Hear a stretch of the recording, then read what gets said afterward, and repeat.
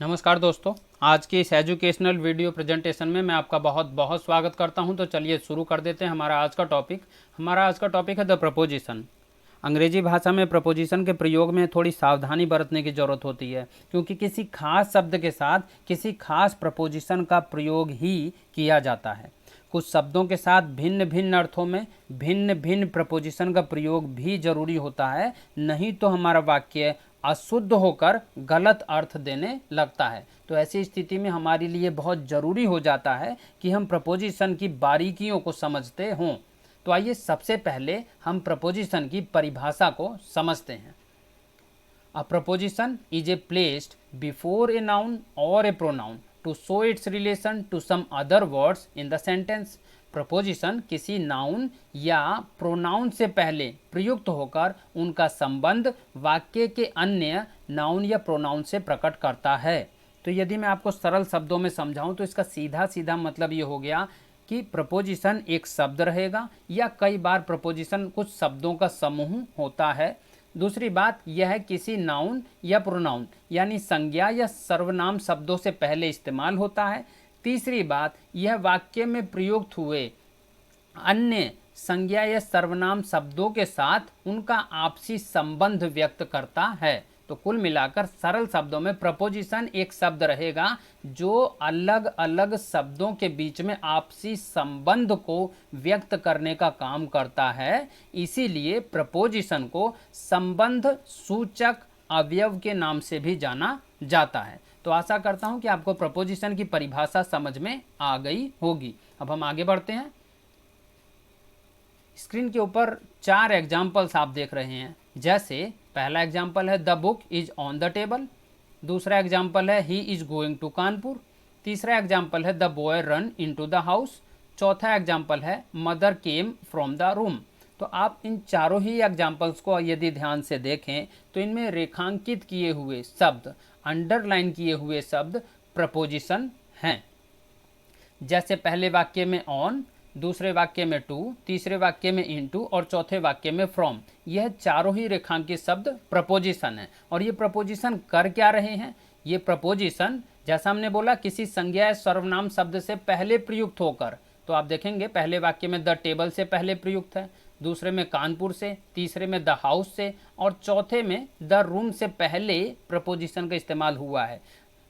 इन शब्दों से पहले प्रयुक्त होकर इनका संबंध यानी इन शब्दों का संबंध वाक्य के अन्य नाउन या प्रोनाउन से यह व्यक्त करते हैं। जैसे पहले वाक्य में अन्य शब्द क्या है? द बुक, दूसरे में ही, तीसरे में द बॉय और चौथे में मदर। तो इस प्रकार से प्रपोजिशन कुल मिलाकर हम देखेंगे कि टेबल का बुक के साथ में क्या संबंध है, इसे बताने का काम यह ऑन शब्द कर रहा है। इसी प्रकार से कानपुर और ही के बीच में संबंध को टू व्यक्त कर रहा है, द हाउस और बॉय के बीच में संबंध को इनटू व्यक्त कर रहा है, और इसी प्रकार से रूम और मदर के बीच में संबंध को फ्रॉम व्यक्त कर रहा है। तो जैसा हमने इसकी परिभाषा में भी आपको बताया, प्रपोजिशन एक ऐसा शब्द रहेगा जो किसी संज्ञा या सर्वनाम शब्द से पहले इस्तेमाल होगा और वाक्य में प्रयुक्त अन्य संज्ञा या सर्वनाम शब्दों के साथ में उनका संबंध व्यक्त करेगा। तो ऐसा ही यहाँ पर हो रहा है। आशा करता हूँ ये स्क्रीन आपको पूरी तरह से समझ में आई होगी। अब हम आगे बढ़ते हैं। The preposition. अब हमें ये समझना होता है कि प्रपोजिशन होते कितने प्रकार के हैं। तो सरल शब्दों में कहूँ वैसे तो जनरली लोग बताते हैं कि जी 4 प्रकार के प्रपोजिशन हुआ करते हैं, लेकिन यदि हम इसे गहराई में समझते हैं तो यहाँ पर 5 प्रकार के मूल प्रपोजिशंस हुआ करते हैं, जिनके नाम यहाँ पर हम दे रहे हैं। जैसे पहला प्रपोजिशन है सिंपल प्रपोजिशन, दूसरा प्रपोजिशन है डबल प्रपोजिशन, तीसरा है कंपाउंड प्रपोजिशन, चौथा है फेयर्स प्रपोजिशन जिसे फर्से प्रपोजिशन के नाम से भी जाना जाता है, और पांचवा है पार्टिसिपल प्रपोजिशन। तो कुल मिलाकर यह 5 प्रकार के टोटल प्रपोजिशन हुआ करते हैं जिनके बारे में हमें समझना होता है। तो आइए एक एक करके एक एक प्रपोजिशन के बारे में थोड़ी सी डिटेल स्टडी हम करते हैं। सबसे पहले हम समझेंगे सिंपल प्रपोजिशंस के बारे में। दरअसल में सिंपल प्रपोजिशन एक शब्द के बने हुए होते हैं, उन्हें सिंपल प्रपोजिशन बोला जाता है। जैसे आपने देखा होगा कि with, to, in, on, of, till, by, for, out, below, down, over, across, at, above, since, amid, during, through, under, along, from, around, plus minus, via, then, until, इस प्रकार के लगभग 70 से 75 वर्ड्स हैं जिन्हें सिंपल प्रपोजिशन बोला जाता है। तो यहाँ पर हम इसके थोड़े ही एग्जाम्पल्स लेके आए हुए हैं ताकि आप समझ सकें ये एक शब्द में बने होते हैं। जैसे आप देखेंगे at, by, for, from, in, of, on, out, through, till, with, after, under, over, since, down, up, to, etcetera आप समझे। जैसे हमने बताया कि इनके और भी एग्जाम्पल्स हैं जिसे हम सारा का सारा स्क्रीन पर तो नहीं दे रहे हैं, लेकिन जब हम इनके बारे में डिटेल्ड एक एक करके स्टडी करेंगे तो सारी चीज़ों के बारे में इस वीडियो सीरीज में हम आपको समझाएंगे। यहाँ पर समझने की केवल इतनी बात होती है कि प्रपोजिशन जो सिंपल प्रपोजिशन होते हैं वो एक शब्द के बने हुए होते हैं, जैसा आप अपनी स्क्रीन पर भी देख रहे हैं। तो आइए इनके कुछ एग्जाम्पल्स भी हम लोग समझते हैं कैसे इनका इस्तेमाल होता है। जैसे आप देखें, the book is on the table, I came from Agra, you are in the room, come to me, she is going to Aligarh by train. तो आप देखेंगे इन एक एक शब्दों का इस्तेमाल किया गया है। इन्हीं को जो रेखांकित किए हुए शब्द हैं इन्हें प्रपोजिशन के नाम से जाना जाता है। इस प्रकार के और भी एग्जाम्पल्स हो सकते हैं। जैसे आप कहें I know everything about him, तो अबाउट शब्द प्रपोजिशन है। या आप बोलें he is about suspension, about शब्द प्रपोजिशन है। इसी प्रकार से he came after the programme was over, तो आफ्टर जो शब्द है वो प्रपोजिशन है। इसी प्रकार से there is a park across the road, तो अक्रॉस जो शब्द है वो प्रपोजिशन है। तो इस प्रकार से छोटे छोटे प्रपोजिशन हुआ करते हैं जो एक शब्द के बने हुए होते हैं। तो आशा करता हूँ आपको सिंपल प्रपोजिशन समझ में आए होंगे। अब हम डबल प्रपोजिशंस को समझते हैं जो कि हमारा दूसरी सब कैटेगरी है। डबल प्रपोजिशन के बारे में मैं आपको पहले बता दूं, जैसा इसके नाम से स्पष्ट है कि भाई ज़्यादातर ऐसे प्रपोजिशंस होते हैं जो दो शब्दों से मिलकर बने हुए होते हैं। जैसे from out, out of, from among, outside of, from above, up to, next to, according to, because of, as about, as above, as after, up against, at about, at around, before, considering, as inside, as outside। इस प्रकार के भी करीब 50 propositions होते हैं जो double propositions कहलाते हैं। तो हम इसके थोड़े ही एग्जाम्पल्स यहाँ पर आपके लिए प्रस्तुत कर रहे हैं। जैसे आप देखेंगे into, on to, from among, from with in, from of, over, against. जो जैसा कुल मिलाकर हम सरल शब्दों में आपको बता दें, दो शब्दों से मिलकर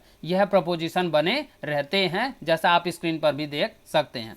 आइए इनके भी कुछ एग्जाम्पल्स देख लेते हैं किस प्रकार से शब्दों में इनका, वाक्यों में इनका इस्तेमाल किया जाता है। आप देखेंगे the candidate was selected from among the rest. तो देखिए दो शब्द एक साथ में इस्तेमाल किए गए ना, तो जब इस प्रकार से दो शब्दों का एक साथ में इस्तेमाल किया जा रहा है तो वह प्रपोजिशंस होते हैं, उन्हें डबल प्रपोजिशन के नाम से जाना जाता है। इसी प्रकार से दूसरे वाक्य में आप देखें you have come from with in the house, तो यहाँ फ्रॉम विद इन हमारा प्रपोजिशन हो गया। इसी प्रकार से तीसरे वाक्य में the boy run into the house, तो देखिए इन का भी इस्तेमाल है और टू का भी इस्तेमाल है, तो कुल मिलाकर यह भी एक डबल प्रपोजिशन हो गया। तो आशा करता हूँ कि आपको समझ में आया होगा कि डबल प्रपोजिशन क्या होता है। जैसा मैंने आपको पहले ही बता दिया कि ये इस प्रकार के प्रपोजिशन होते हैं जो दो शब्दों से मिलकर बने होते हैं, और क्योंकि दो शब्दों से मिलकर बने होते हैं इसीलिए इन्हें डबल प्रपोजिशन कहा जाता है। आशा करता हूँ ये डबल प्रपोजिशन भी आपको समझ में आए होंगे। आगे बढ़ते हैं और आते हैं अपने तीसरे प्रपोजिशन की तरफ जो कि होता है कंपाउंड प्रपोजिशन। देखिए कंपाउंड प्रपोजिशन जैसा इसके नाम से ही स्पष्ट है, ऐसे प्रपोजिशन का फॉर्मेशन नाउन, एडजेक्टिव, वर्ब के द्वारा होता है, किंतु इनका प्रयोग प्रपोजिशन के जैसा होता है।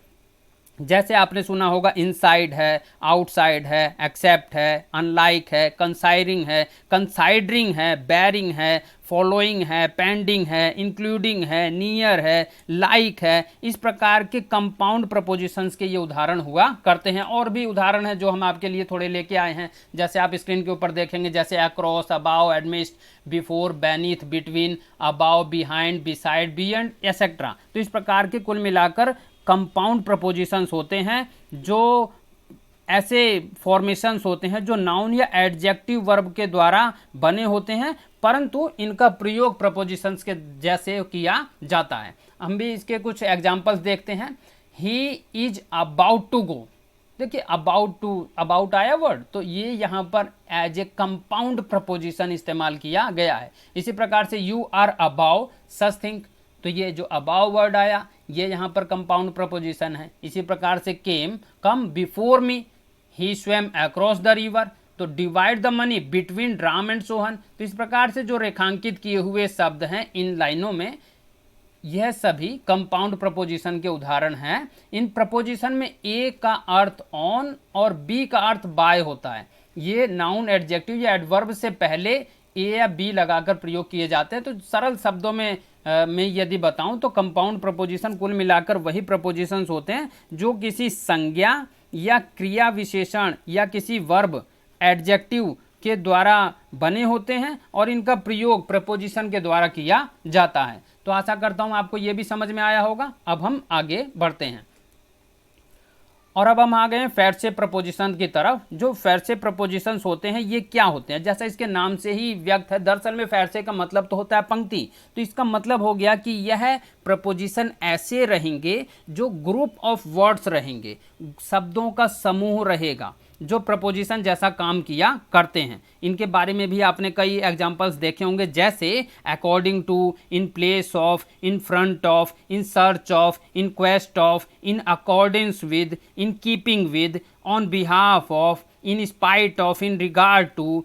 Instead of, owing to, with a view to, with regard to. इस प्रकार के जो जिनका मैंने एग्जाम्पल्स दिया ये सारे के सारे फेर से प्रपोजिशंस कहलाते हैं।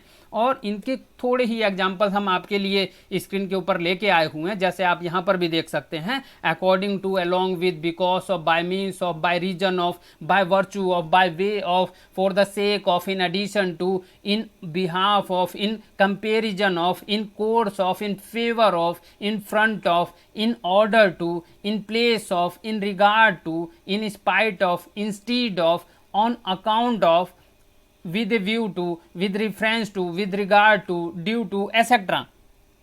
तो कुल मिलाकर आप देखेंगे जैसा हमने इसकी परिभाषा में बताया, एक शब्द तो नहीं है ना, एक शब्द नहीं है, कई सारे शब्दों का समूह है, यानी ग्रुप ऑफ वर्ड्स है। और काम ऐसा करते हैं वाक्यों में जो प्रपोजिशन काम करता है, यानी वही दो संज्ञा या सर्वनाम शब्दों के बीच में संबंध को व्यक्त करने का काम ये शब्द मिलकर किया करते हैं। और क्योंकि यह ग्रुप ऑफ वर्ड्स है इसीलिए इन्हें फेर से प्रपोजिशंस के नाम से जाना जाता है। इनके कुछ एग्जाम्पल्स आप देखें, जैसे आप देखेंगे Ram acted according to my advice. तो आप देखेंगे जो वर्ड आया अकॉर्डिंग टू, ये पूरा पूरा अकॉर्डिंग प्लस टू, ये दोनों के दोनों मिलके क्या हो गए, फेर से प्रपोजिशंस हो गया। इसी प्रकार से put this word in place of, तो ये इन प्लेस ऑफ पूरा का पूरा एक फेर से प्रपोजिशन हो गया।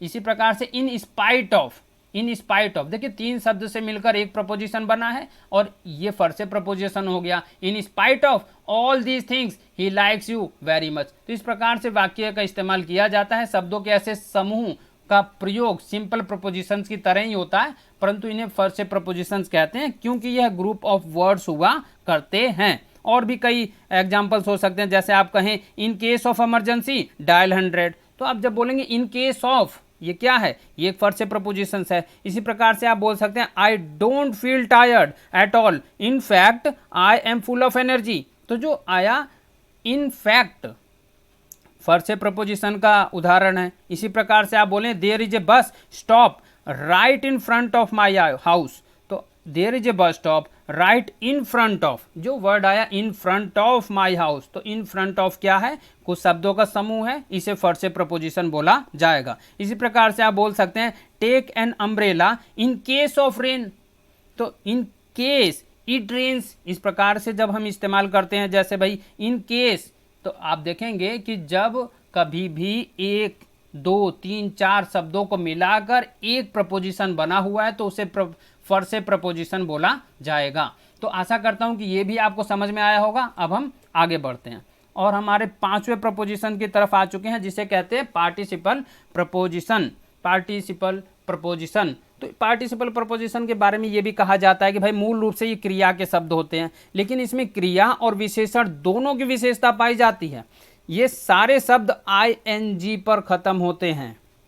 देखिए इनकी सीधी सी पहचान होती है कि ये वाले जो शब्द हैं ये आईएनजी के ऊपर समाप्त होते हैं और ये दर्शाते हैं कि क्रिया अभी चल रही है। आपने टेंस में जो यहाँ पर प्लेलिस्ट में मैंने बताई, टेंस वाली पूरी की पूरी प्लेलिस्ट, उसमें जितने कंटिन्यूअस टेंस थे जिसमें हम देखते हैं कि वाक्य अभी चल रहा है, काम अभी जारी है, हो रहा है, चाहे वो भूतकाल में हो, चाहे वह वर्तमान समय में हो, चाहे वह भविष्य काल में हो। तो जहाँ पर काम हो रहा है वहाँ पर हम आईएनजी शब्द का इस्तेमाल किया करते हैं। और यहाँ पार्टिसिपल वाले जो वर्ड्स आए हैं, प्रपोजिशन आए हैं, इनमें आईएनजी लगी हुई है और ये सीधे सीधे दिखा रहे हैं कि काम अभी चल रहा है। इस प्रकार के शब्द अंग्रेजी में पार्टिसिपल कहलाते हैं, पार्टिसिपल प्रपोजिशंस कहलाते हैं। तो इनके बारे में और देखिए आप, कुछ एग्जाम्पल आपकी स्क्रीन के ऊपर भी आ चुके हैं। जैसे आप देखेंगे बेरिंग है, कंसाइडरिंग है, कंसर्निंग है, ड्यूरिंग है, एक्सेप्टिंग है और एक्सक्लूडिंग है, इंक्लूडिंग है, नॉट विद स्टैंडिंग है, पेंडिंग है, सेविंग है, रेस्पेक्टिंग है, टचिंग है, रिगार्डिंग है, एक्सेट्रा। इस प्रकार के कुल मिला के और भी कई पार्टिसिपल प्रपोजिशंस हुआ करते हैं जिनके बारे में सारी की सारी डिटेल्ड, मतलब पूरी की पूरी गहराई से हम चर्चा करेंगे, इस प्लेलिस्ट के अंदर करेंगे, ताकि आपको एक एक शब्द के बारे में पूरी की पूरी नॉलेज हम दे सकें। तो इसके भी कुछ उदाहरण हम देखते हैं। जैसे आप देखेंगे pending further inquiry, Mohan was suspended. इसी प्रकार से considering the quality, the price is not much. During the war none was safe, notwithstanding his request he was turn out. तो यहाँ पर जो आप देखेंगे आईएनजी लगी हुई क्रिया आई है, हमारा प्रपोजिशन आया हुआ है आईएनजी लगी हुई, तो फिर इसे पार्टिसिपल प्रपोजिशंस बोला जाता है। चारों ही वाक्यों में रेखांकित जो शब्द आए हैं ये पार्टिसिपल प्रपोजिशंस के उदाहरण हैं। और जैसे मैंने इसमें बता दिया, यहाँ पर ये इस रूप में प्रयोग होंगे, क्रिया और विशेषण दोनों की ही विशेषता इसके अंदर पाई जाती है। क्रिया और विशेषण दोनों की विशेषता इसमें पाई जाएगी और यह आईएनजी पर खत्म होते हैं। तो पार्टिसिपल के बारे में सरल सी जो अभी बेसिक लेवल पर आपको पहचान होनी चाहिए वो यही है कि आपने इन तीन चीज़ों को देख लेना है जी। क्या इसमें क्रिया की विशेषता है, क्या इसमें विशेषण की विशेषता है, और क्या यह आईएनजी पर समाप्त हो रहे हैं। यदि इन तीनों प्रश्नों का उत्तर हाँ है तो इसका मतलब है कि वह एक पार्टिसिपल प्रपोजिशन है। अंडरलाइन किए गए शब्द वास्तव में प्रेजेंट पार्टिसिपल है, किंतु यहाँ इनका प्रयोग स्वतंत्र रूप से है और इनका इस प्रकार प्रयोग होने पर यह पार्टिसिपल प्रपोजिशन बन जाते हैं। तो आशा करता हूं कि ये प्रपोजिशन भी आपको समझ में आया होगा।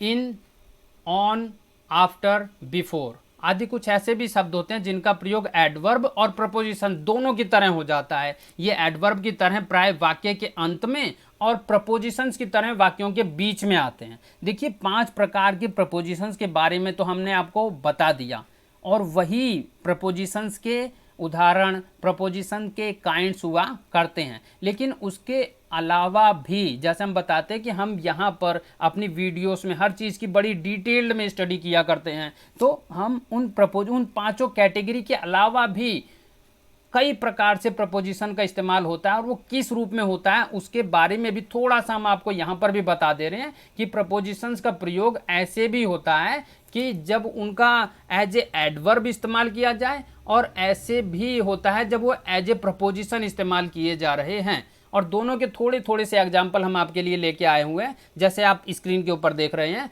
एज ए एडवर्ब और एज ए प्रपोजिशन किस प्रकार से इस्तेमाल किया गया है। देखिए Ram has come in, Ram has come in, तो यहाँ पर जो इन का इस्तेमाल किया गया वो एज ए एडवर्ब इसका इस्तेमाल किया गया है। जबकि एज ए प्रपोजिशन आप देखेंगे in, Ram is in the room, तो देखिए यहाँ पर ये प्रपोजिशन के रूप में इस्तेमाल किया गया। क्यों, आप देख रहे हैं यहाँ पर तो ये ऑब्जेक्टिव केस में लास्ट में आया हुआ है, और दूसरी बात ये है कि इस वाले वाक्य में ये एज ए प्रपोजिशन इस्तेमाल हुआ है क्योंकि ये वाक्य के दूसरे शब्द द रूम का संबंध राम के साथ में प्रकट कर रहा है। तो आप देखेंगे इनका इस्तेमाल यहाँ पर भी हुआ है, इनका इस्तेमाल यहाँ पर भी हुआ है, परंतु यहाँ ये एज ए एडवर्ब इस्तेमाल किया गया है और यहाँ पर ये एज ए प्रपोजिशन इस्तेमाल किया गया है। ऐसे और भी शब्द होते हैं, जैसे आप देखेंगे let us move on, let us move on फिर वाक्य के अंत में आया हुआ है, और जबकि यहाँ पर आप देखें the pen is on the table, फिर ये बीच में आया हुआ है। इसी प्रकार से आप देखें